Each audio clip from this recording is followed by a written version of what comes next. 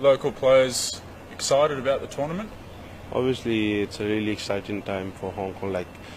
It's a start for very big tournament for all Hong Kong. Getting overseas players and getting the local players and international players together from from other clubs and other. So it's really great for us.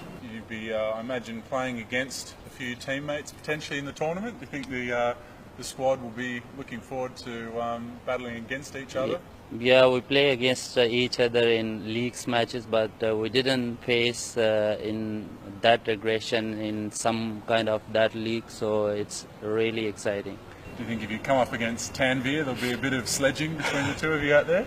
Yeah, obviously, we play against we play in the clubs games against together, so it will be great if we play together for in the same team. So it's going to be fun. And do you think the tournament will act as a bit of a trial for players looking to push their case for selection? Definitely, it's good for A team players and a few national players who really stand up for national team selection, and they can perform front of coaches and front of cameras. Yeah. So easy for them to be part in national team.